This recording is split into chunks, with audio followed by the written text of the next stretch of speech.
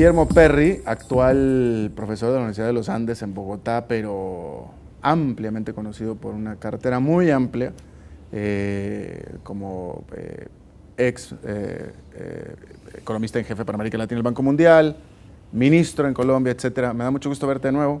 Gracias, Alberto. Nos conocemos hace mucho tiempo. Sí, señor.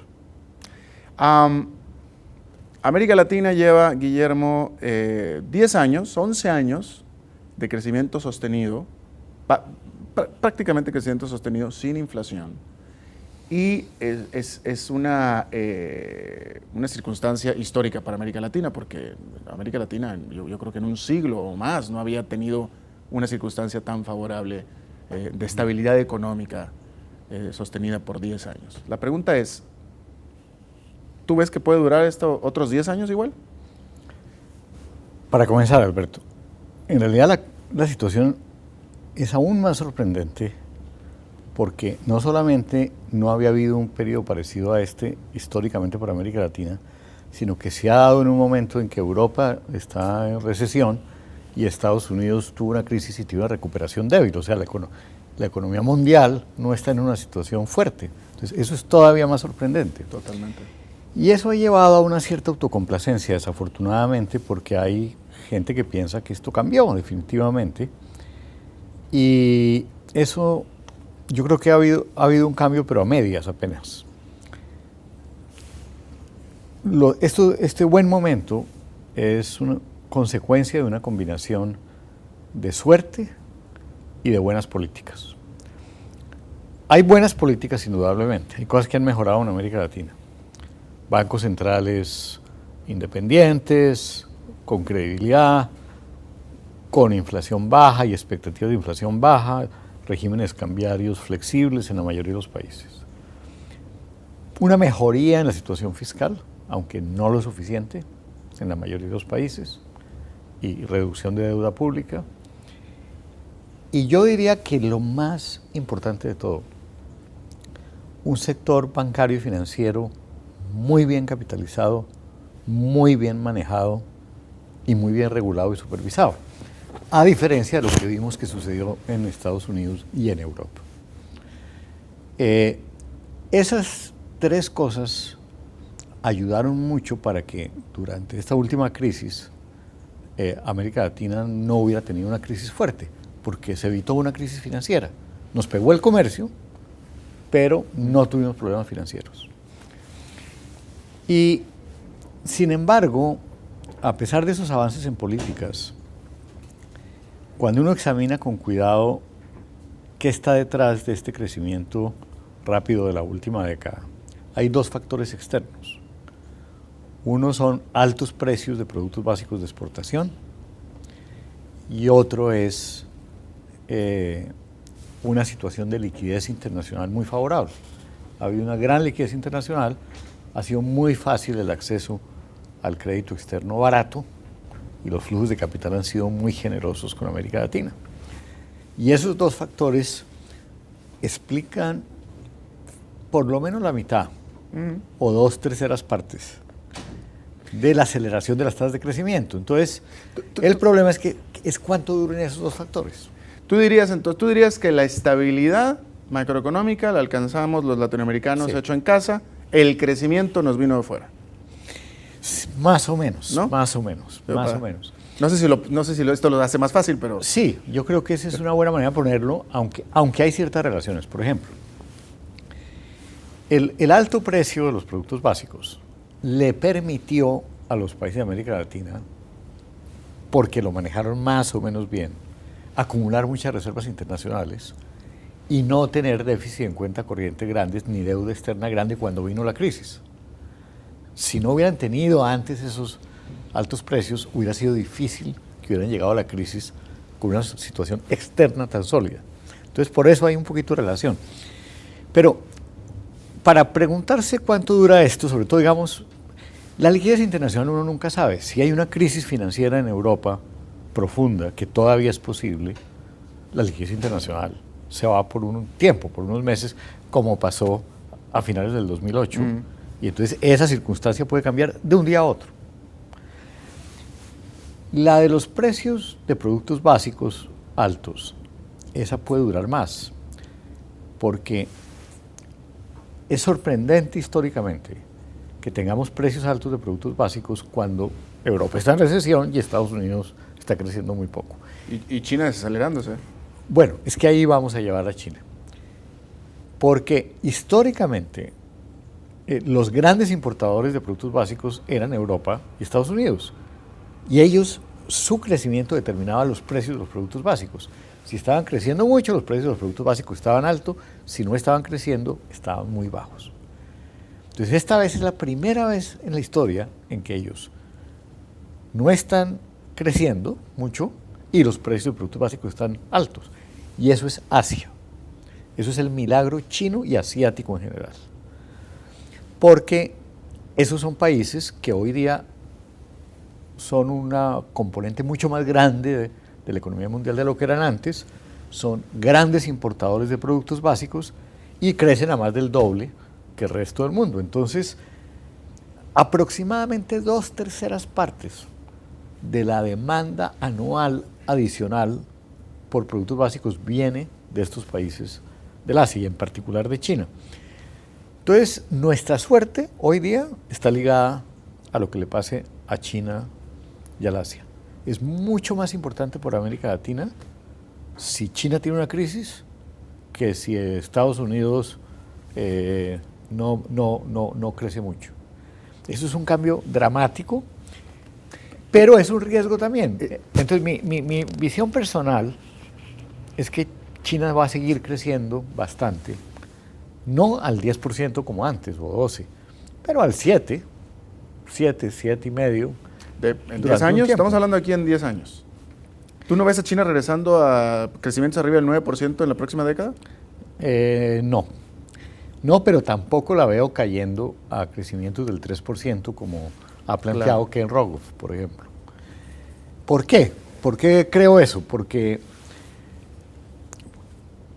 la desaceleración se debe a que de todas maneras para China el mercado europeo y Estados Unidos era muy importante. Ellos habían tenido un crecimiento jalonado por exportaciones al primer mundo.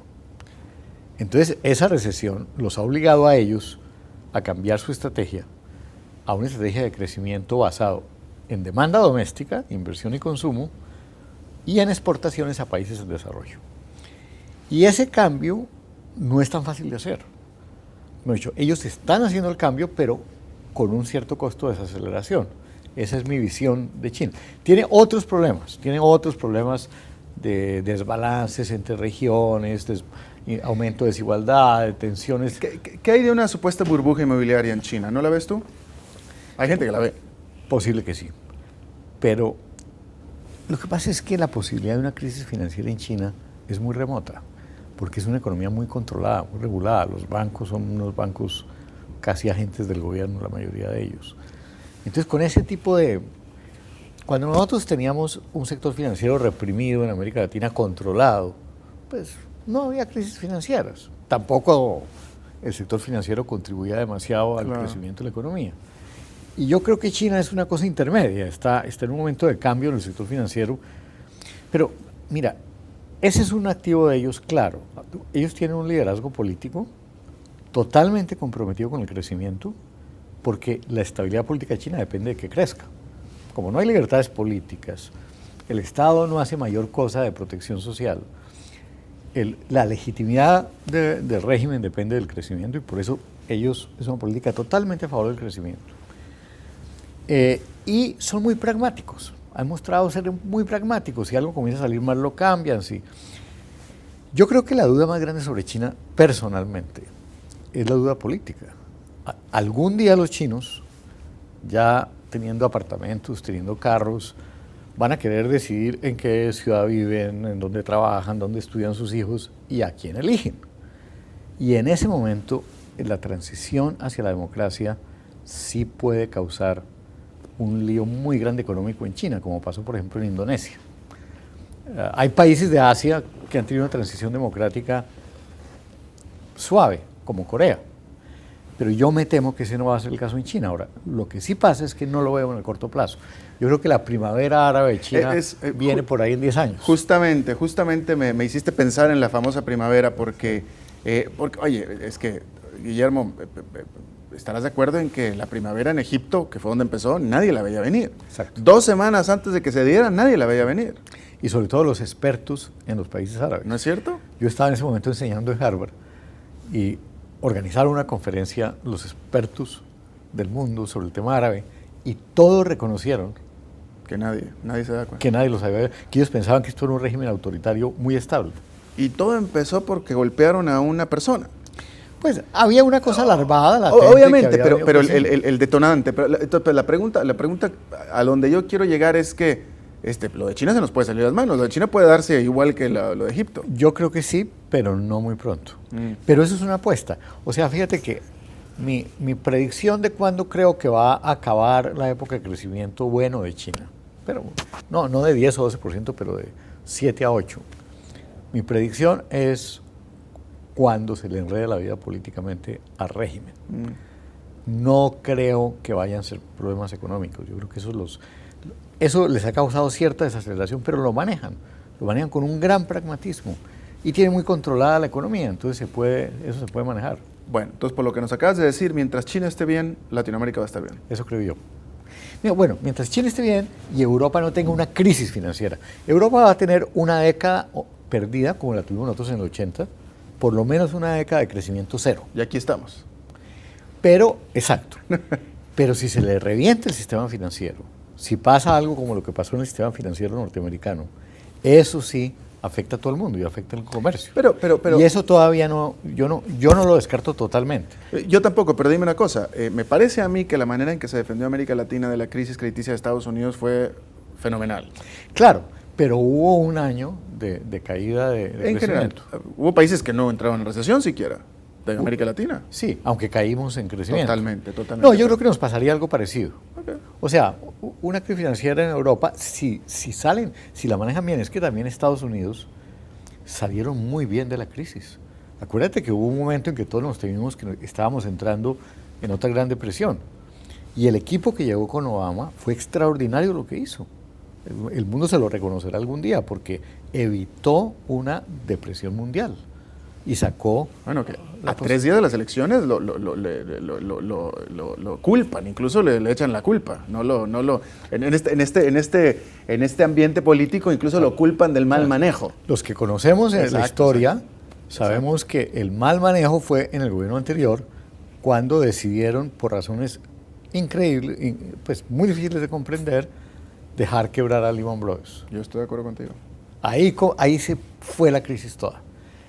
Y había esas dudas de que si se debía apoyar o no apoyar. El grupo que llegó después era un grupo mucho más experimentado, con mucho conocimiento de la historia de crisis. Gente como Bernanke en el banco, en el Fed, como Larry Summers. Y estos tipos dijeron, esto hay que metérsela toda. Y comenzaron a hacer toda suerte de cosas heterodoxas para evitar que se fuera una gran depresión. Cosas que van a ser costosas durante un tiempo, porque se generó una deuda alta, pero hubiera sido peor una gran depresión. Pero es interesante. Y uno no sabe si Europa reacciona así ante una crisis financiera. Pero bueno, digamos que yo en este momento le pongo una probabilidad baja, pero no cero, a una crisis financiera profunda y complicada en Europa. Pero dime una cosa, entonces tú estás diciendo que... yo ya no sé, bueno, aquí el entrevistador es tú, pero yo ya no tengo ya tengo muchas dudas de la capacidad política de los europeos porque culebrón lleva ya, 3 años y no se define nada. Mira. Pero la pregunta es, entonces ¿tú crees vamos a pensar en el peor escenario en Europa? ¿Crees que América Latina se va a afectar de manera sensible después de cómo resistió la crisis del 2008? Mira, suponte que comienzan a quebrarse los bancos europeos. Entonces viene un problema de aumento de percepción de riesgo en el mundo entero, como el que pasó en el 2008. Exacto. En donde se frena la inversión en todo el mundo y se frena el comercio internacional y nos pasa lo que nos pasó. Ahora, ¿cuánto tiempo dura eso y qué tan profundo? Depende de si Europa sigue de para abajo o si reacciona bien, como reaccionó bien los Estados Unidos. Yeah. Esa es mi visión. Ahora, para América Latina, todo esto, ¿qué consecuencias tiene? Que tenemos un periodo excepcionalmente bueno, que en buena parte se lo debemos a la suerte, a altos precios productivos básicos gracias al crecimiento asiático, a la alta liquidez internacional, y no sabemos cuánto dure eso. Entonces tenemos que aprovechar cada minuto. O sea, uno cuando está en los buenos tiempos es cuando tiene que aprovechar bien las cosas. Los economistas decimos que toda crisis se origina en los buenos tiempos, por no haber aprovechado los buenos tiempos. Y eso es verdad. Y en este caso, en América Latina, yo diría que hay países que están aprovechando este buen momento para consolidarse, para volverse más competitivos, para diversificar sus economías, unos que no lo están aprovechando en absoluto y unos en un nivel intermedio. Ahora, no te voy a dejar ir sin que nos Sin digas cuáles son nombres. cuáles. ¿Cuáles son cuáles? No, Me llama la atención, ¿quiénes son los que sí? yo creo que Chile, ¿por qué? Porque Chile, digamos, ha puesto una serie de instituciones fiscales que no lo hacen depender tanto del boom, todo este tema de la regla fiscal chilena, lo lleva a tener superávit muy altos en los momentos malos, prácticamente no tiene deuda externa pública, hay un poco, tiene una situación fiscal muy consolidada, ha mejorado todas sus instituciones, está mejorando la calidad de la educación, es el único país donde hay evidencia de mejoras en la calidad de la educación, todavía no muy grandes. Tema delicado. Tema para delicado, Chile. porque no va suficientemente rápido para las aspiraciones de los muchachos. Entonces yo creo que Chile, digamos, es el que va a salir mejor de todo Chile esto. es el sospechoso de toda la vida en cuanto a todo lo que va bien en América Latina en economía, pero ¿cuál otro país? No tan bien, pero digamos en un segundo lote, yo pondría a Perú, a Colombia y quizás un poquito más abajo a Brasil y a México. Digamos que estamos hablando de los países grandes. Claro. Y entonces ahí quedan los que sí no están haciendo nada, que son los que sabemos: Argentina, Venezuela, Ecuador, bueno, Bolivia un poco más. Bolivia no está tan mal como estos otros. Háblame, obviamente los países grandes son los primeros que acaparan la atención, pero una región que a mí me interesa mucho por todo tipo de motivos es Centroamérica.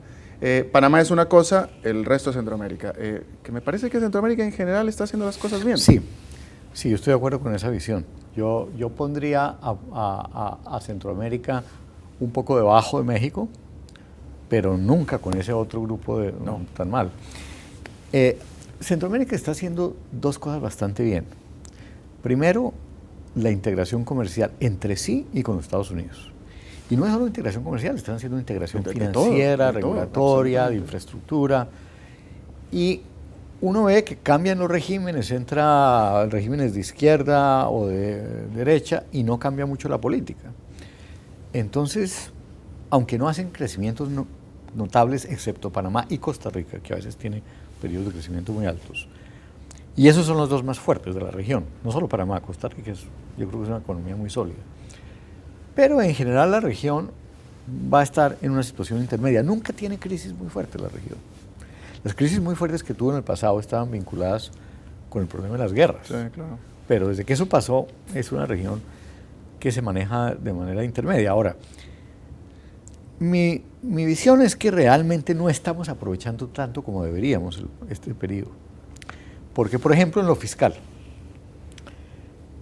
aparte de Chile, el único otro país que ha sido capaz de tener superávit fiscal en este periodo de buenos tiempos es Perú. Yo le digo a mis estudiantes, si ustedes tienen una empresa y la empresa está trabajando por el mejor momento, con precios muy altos, ¿ustedes esperan que tenga utilidades o pérdidas? Utilidades. Bueno, el equivalente a las utilidades es un superávit. Y solo dos países en los buenos tiempos tienen superávit fiscal. Colombia, si sigue juicioso y aplica bien las últimas dos reformas muy importantes que hizo, la regla fiscal y el cambio de regalías, una parte del cambio de regalías muy importante, que es el ahorro de parte de esto, pasaría a tener superávits en los buenos tiempos. Colombia podría ingresar a ese grupo con los cambios que está haciendo. A los otros les falta en lo fiscal. Tú tienes, el problema más complicado es el problema de la productividad y del hecho de que no somos capaces todavía de volar por nuestros propios medios. Es que Asia está en el punto en que parece ser capaz de volar por sus propios medios. O sea, se viene abajo Europa, Estados Unidos está bajito, y sin embargo Asia sigue fuerte porque genera regionalmente y domésticamente las capacidades de crecimiento. Un poco menos, o sea, está creciendo un poco menos, pero crece. Nosotros todavía no hemos hecho eso en ningún periodo de la historia. En un periodo en que tengamos malos términos de intercambio y no acceso al mercado internacional financiero, nunca hemos tenido crecimientos en esos periodos. Esa es la prueba de fuego de la mayoría de edad. Y yo creo que la región todavía no está en esa capacidad. Por varias cosas. Primero porque nos falta tener, digamos, una diversificación más fuerte de exportaciones y productiva, porque nos falta mayor productividad que depende de cosas como la calidad de la educación y la calidad de la infraestructura, y porque, digamos, hay desintegración regional. Este es el periodo en que deberíamos estar integrándonos más, porque como estamos creciendo, digamos, aprovechar eso, y estamos totalmente desintegrados. Y ahora, es interesante, porque estábamos hablando de aquí a plazo de 10 años, y ya estableciste tú que si China está bien en 10 años, que va a estar bien en general, Latinoamérica va a estar bien. Lo que implica... Pongámoslo entre 5 y 10, no me quiero comprometer con 10 años. No, pues vamos a 10. Pero lo que implica entonces justamente que en 10 años vamos igual que hoy a estar dependiendo de las materias primas. Esa es la preocupación. Porque si estamos en esa situación, entonces... Ahora, quiero aclarar eso. No es que no exportemos materias primas, no. Hay países de los más ricos del mundo que siguen teniendo más del 50% de sus exportaciones en materias primas. Australia, Noruega, para poner un par de ejemplos. Y hay muchos países que se desarrollaron a partir de los recursos naturales. Estados Unidos en el siglo XIX, la época de mayor crecimiento, fue un crecimiento basado en los recursos naturales. Escandinavia toda, primero Suecia, luego Noruega, más recientemente Finlandia, y Australia y Nueva Zelanda, son varios ejemplos. ¿Y qué fue lo que hicieron ellos para aprovechar, para que tener recursos naturales fuera una bendición y no una maldición como en Nigeria o en Venezuela, etcétera? En ese tema que lo hemos trabajado mucho, varios economistas latinoamericanos hemos encontrado, porque esos son los países que nosotros tenemos que mirar más. Nosotros miramos demasiado al Asia, y el Asia es muy distinto en dotación de factores, pero estos son muy parecidos. ¿Qué hicieron? Primero, fortalecieron mucho las instituciones, todas, porque el crecimiento de recursos naturales, con la generación de rentas que hay, si uno no mejora las instituciones fiscales, democráticas, etcétera, se vuelve una pelea por las rentas y es corrupción y es ineficiencia. Entonces uno no aprovecha los ingresos, sobre todo los países mineros y petroleros. Entonces el trabajar en mejorar la calidad institucional es más difícil en los países ricos de recursos naturales, pero mucho más necesario. Ese es un tema absolutamente clave. El siguiente tema muy clave es que uno tiene que evitar la enfermedad holandesa. Y evitar la enfermedad holandesa, a mi juicio, exige políticas macro y micro para eso. ¿Qué políticas macro? Un superávit fiscal en los buenos tiempos te da una tasa de cambio de equilibrio más depreciada.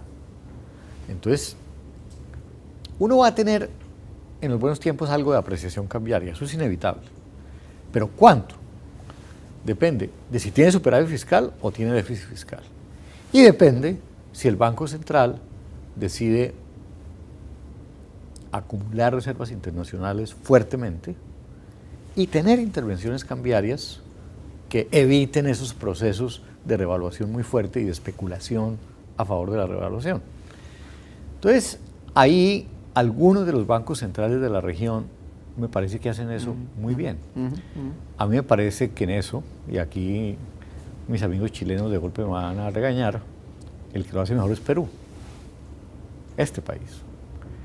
Tiene un banco central que piensa de esa manera, que no solamente está pensando en tener inflación muy baja, sino en evitar vulnerabilidades de la economía. Y lo ha hecho muy bien.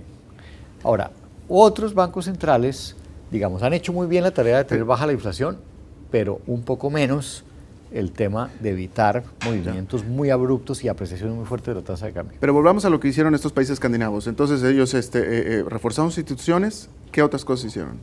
Mucha investigación y desarrollo alrededor de los recursos naturales y los sectores vinculados a ellos. Entonces, Clusters. Sí.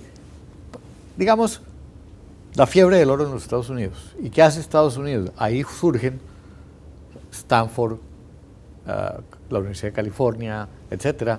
Ahí está hoy Silicon Valley. Fíjate que cuando uno...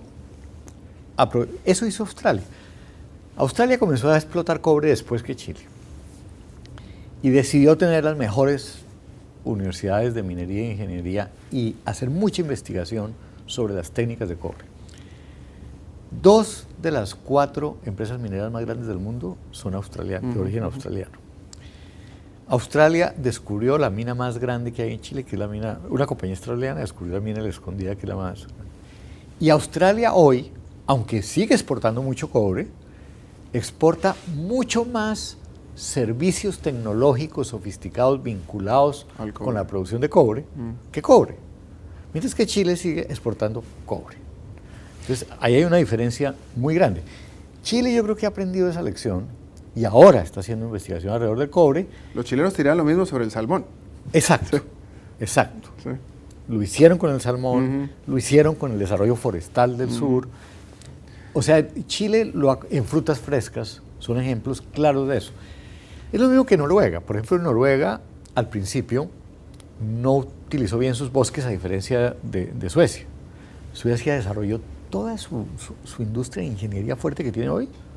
Salió de hacer maquinaria para la industria forestal. Salió de ahí. Y la industria forestal le sobrevivió mucho tiempo En cambio, los noruegos iban acabando con sus bosques, no generaron una industria. Pero cuando les llegó el petróleo, ya habían aprendido la lección. Y han manejado el petróleo excepcionalmente bien. Entonces, los países aprenden, por fortuna aprenden de esas cosas, pero ese aprendizaje en América Latina ha sido un poco lento. ¿Sabes qué otro país ha aprendido de esa lección? Brasil. ¿Qué es lo fuerte que tiene Brasil hoy? Es la potencia agrícola más grande del mundo. ¿De dónde salió eso? Claro, tiene mucha tierra, pero le metió muy duro y muy bien a investigación y desarrollo en la parte agrícola. Biotecnología. Y de tecnología. Biocombustibles. Biocombustibles, semillas genéticas mejoradas, todo este tipo de cosas. Dime una cosa y para terminar, porque ya se nos extendió muchísimo esta entrevista, pero ya para terminar, ¿qué crédito le das a México? A México me gusta a mí por la diversificación que tiene la economía. Sí. Más no hacia con quién se vincula, porque todo es para Estados Unidos, pero sin embargo México me gusta por pero México explota sus recursos naturales, explota su turismo, explota su mano de obra. Sí, México es una situación un poco diferente a la de Sudamérica por 2 razones. Depende menos de los recursos naturales, lo cual es muy bueno.